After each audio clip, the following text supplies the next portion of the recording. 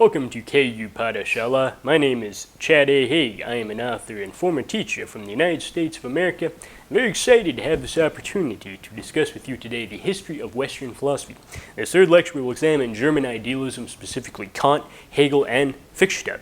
It's important to note that you only get German idealism really as a response to the debate between rationalists and empiricists that had been going on since Descartes. Descartes really opened this can of worms by revolutionizing philosophy beyond the sort of Aristotelian foundations which it had inherited throughout the entire medieval era, by instead favoring what later came to be called the Cartesian dualism between the mind and the body. In Descartes' view, the mind and the body are really two different kinds of substance. You have res extensa, or the Latin for an extended thing, which is the body, and then you have res cogitans, in Latin, the thinking thing, which is the mind.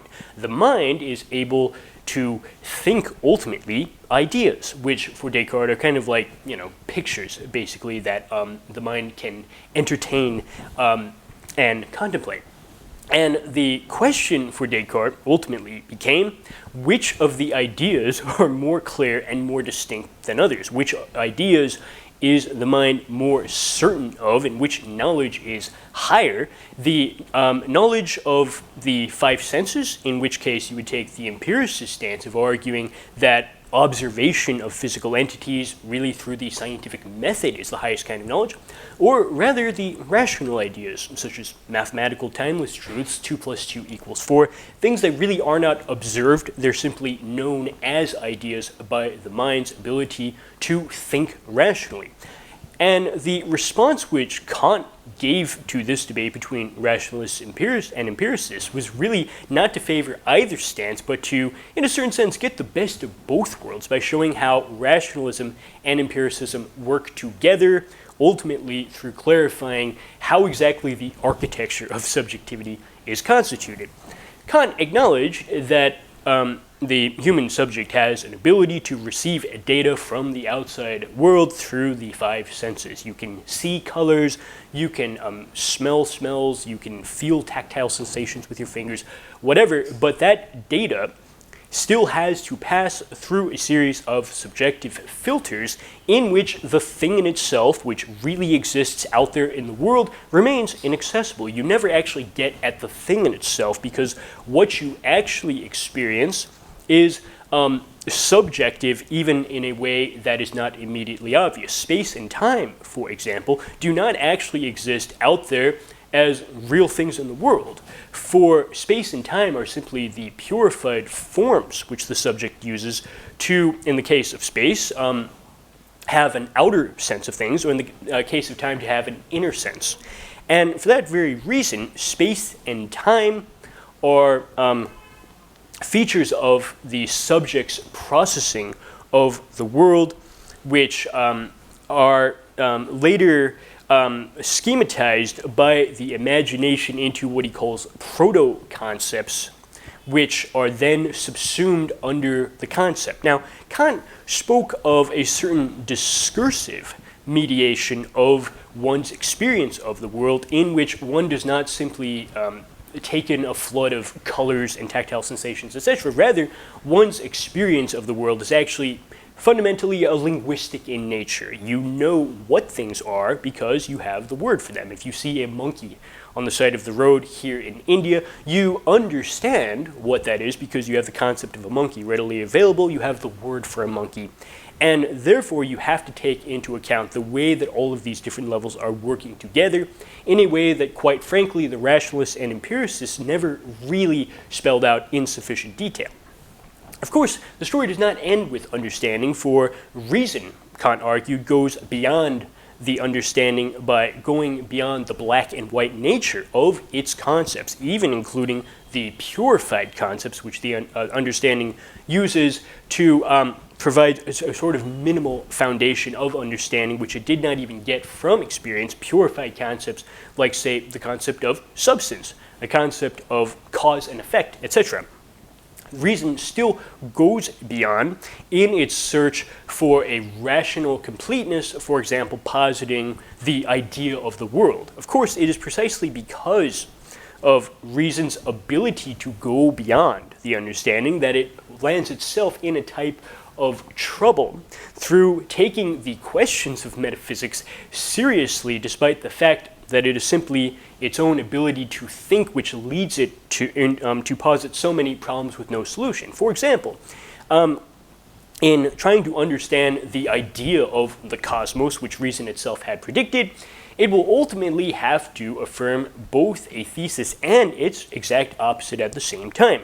Reason concludes in its attempt to study the cosmos as a thing that it has limits, but also that it's limitless, that time had a beginning, but also that it is infinite, and so many other paradoxes which ultimately, Kant argued, you simply have to stop asking the questions when you understand properly the subjective origin of those in the first place.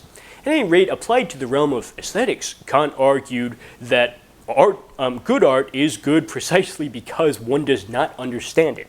His distinction between determinative judgments, in which the particular is subsumed under the universal, my own example earlier of a monkey on the side of the road, which is understood precisely because one has the concept of a monkey, one has the word of a monkey readily available to tell you what that is to be contrasted with the reflective judgments in which a particular is given, but the judgment works to try to find a universal which is not readily available and ultimately which does not exist. And it's for that very reason that you're able to enjoy, say, the paintings of Van Gogh, the literature of Cervantes, the classical music of Mozart, because you do not understand, so the subjective faculties themselves can launch into a pleasurable, harmonious free play, which is to be contrasted with the radical halting to that process which one would have if one had the concept readily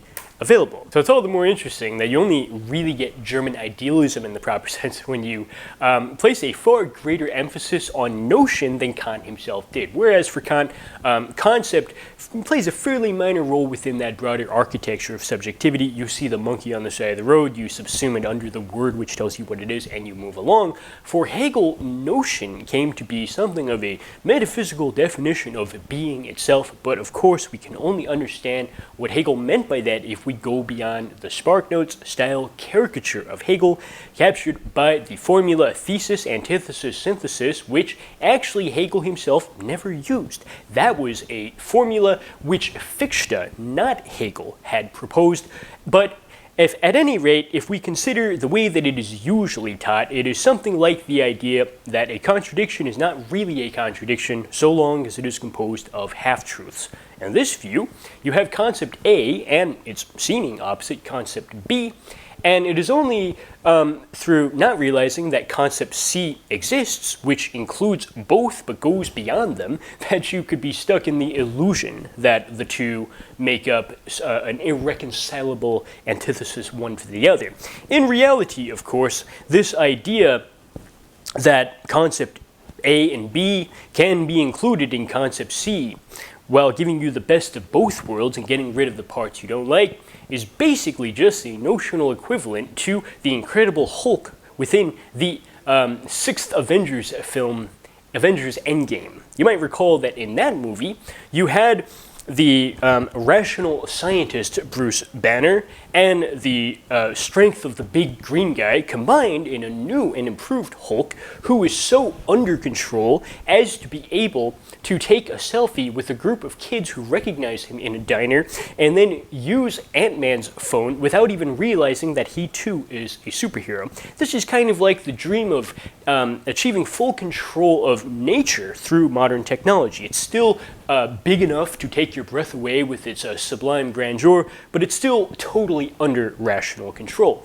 This Avengers Endgame caricature of the Big Hulk really is not how Hegel understood dialectic. But for that, we have to consider how Hegel's view of truth was radically different from the traditional Western theory of correspondence. Now, if you go all the way back to ancient Greek philosophy, truth was defined as a certain agreement or accord between the mind and fact. For example, if a cat is sitting on a mat, your mind will symmetrically mirror that state of affairs, and if it does so correctly, you will have the truth, or you will be correct.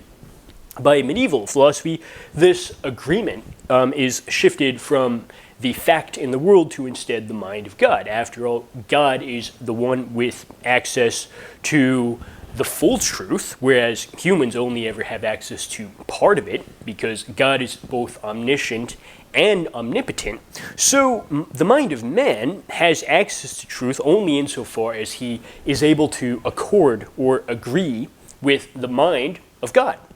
By the time you get to modern 20th century analytic philosophy, you maintain this emphasis on a certain dualism, but the emphasis is shifted to a logical proposition, which can symmetrically mirror the arrangement of some state of affairs in the real world. For example, if the cat is actually sitting on the mat, you can represent that logically through the symbolic notation of, say, Bertrand Russell's Principia Mathematica. In all cases, though, truth is something like a description of something outside of itself, something like a reduplication of something transcendent to it. Hegel, however, broke from this tradition altogether by introducing the concept of immanent critique. He argued that there's actually no need to go beyond notion to this other thing, for you have to first ask whether notion is living up to its own criteria. Now, we use this way of thinking all the time without realizing it when, for example, we talk about the difference between true gold and fool's gold. Fool's gold actually is not gold at all, for it has failed to be the thing which it was supposed to be, which is gold. We have the same idea when describing traitors. A traitor is somebody who's not a real friend, for a real friend is not somebody who would betray the people who would put their trust in him.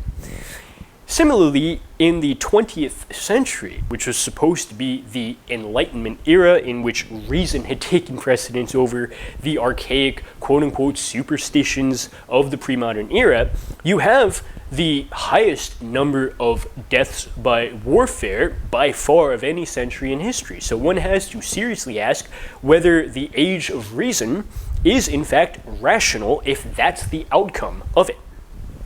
At any rate, for Hegel, truth simply is the embodiment of the notion, or the ability for the notion to live up to be what its own criteria had explicitly posited as what it's supposed to be. The question is really whether this ever actually happens, even in Hegel's own system. For paradoxically, Hegel noted that the notion fails to embody itself precisely because the moment it gets its own definition right, it simply changes into another notion. If you look at the structure of the third volume of the Encyclopedia, Hegel's Philosophy of Mind, you have art as a means of disclosing the absolute hermeneutically in a way that can be understood by people. In fact, Hegel's lectures on fine art, he argued that not everyone has done philosophy by far. There are entire civilizations and tribes, for example, that never actually did philosophy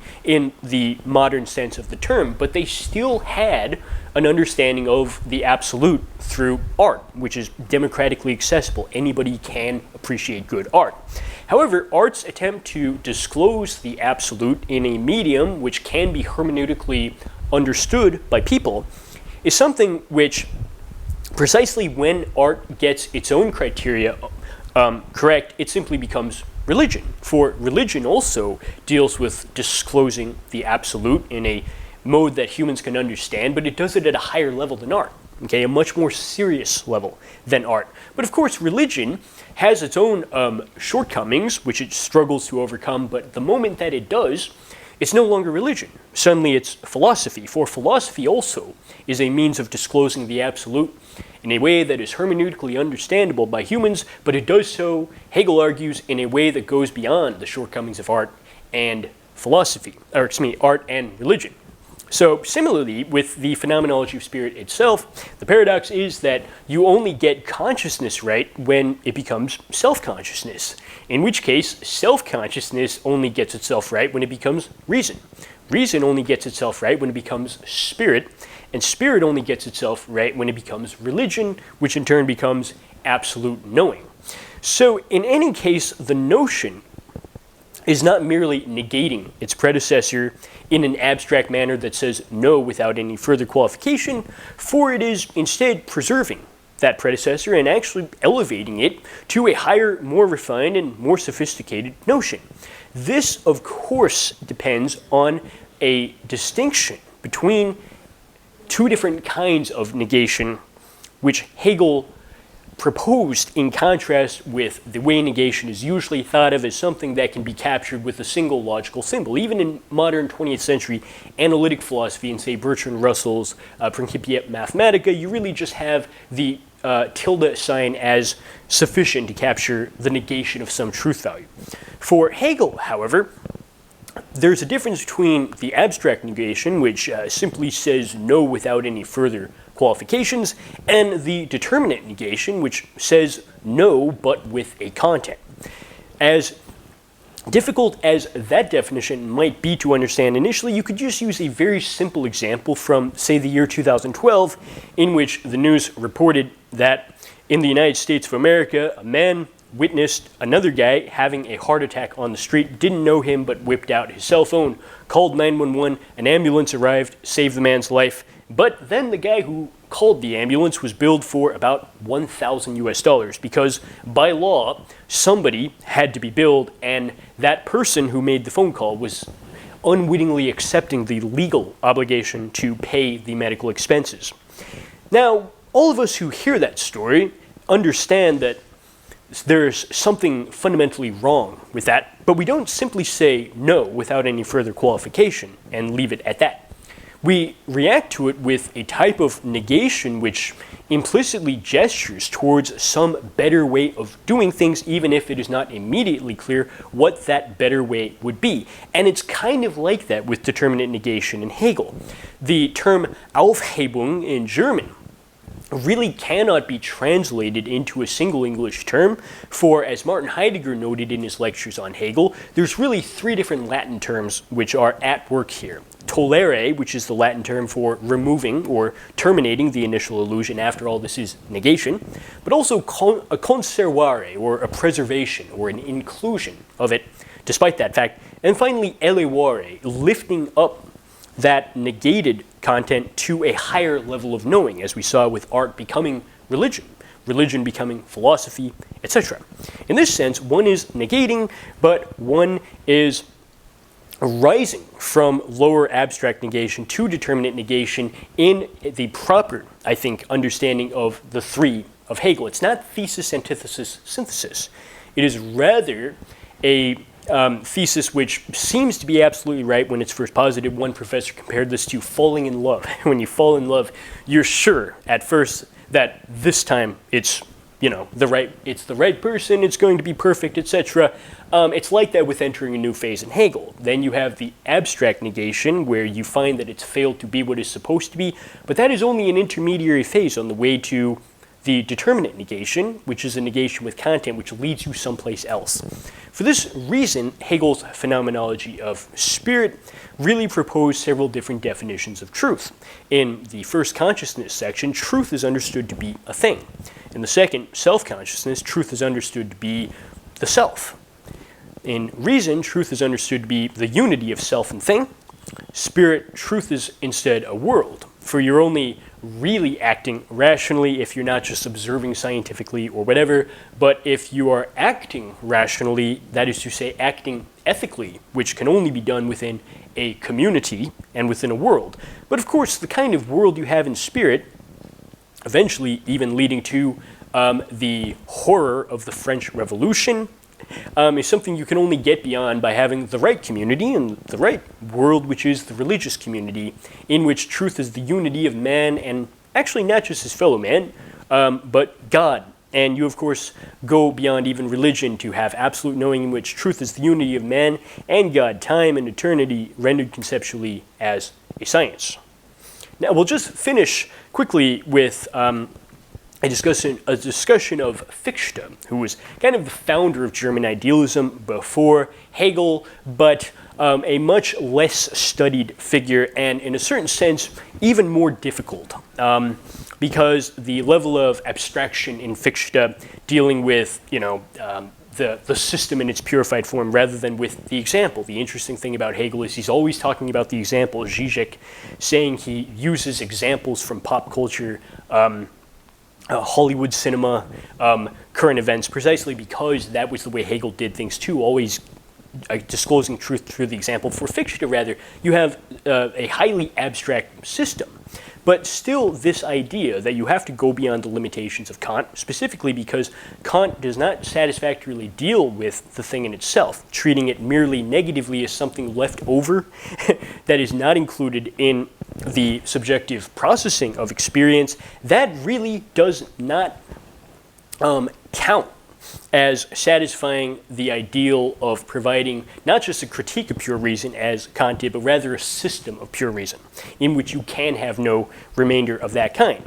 Also, another easily overlooked remainder which escapes that sort of systematic analysis of experience is the table of judgments. For, as you might recall, Kant simply deduced the 12 categories from the table of valid judgments according to the logic of his own day. For Fichte, this really didn't count because that was smuggling an a posteriori element into what was supposed to be a purely a priori system. A posteriori being the Latin term for something known after experience, like the fact that the sky is blue, versus the kind of truth known without any reference to experience, such as 2 + 2 = 4, shortest distance between 2 points is a straight line, etc. You don't really have an a priori principle even within the table of categories for Kant, for he does not explain or rather justify the validity of that table of judgments in a properly systematic manner.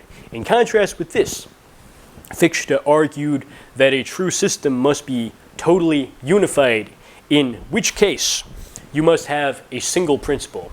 If you don't have a single principle, you will either have infinite regression or you will have a splintering off of many different unrelated systems with no common origin and no common endpoint. Fichte actually sought out this principle by going to the simplest statement he could possibly derive, which was A equals A. Ironically, the syntactically shorter statement, A is actually more difficult to prove because you are unwittingly positing the existence of something, whether that be God, your mind, space, time, the world. A is dependent upon a certain existential commitment to the existence of something, whereas A is purely formal. It's interesting that from the purely formal principle A is A, he was able to derive the absolute position of the subject as the one who is able to posit even itself. And that was, of course, an emphasis on a system of pure reason, which eventually took on a much different form in Hegel and even within Schelling. So we will go ahead and finish this lecture here. Thank you very much for the opportunity, and we will move on in the next video to existentialism.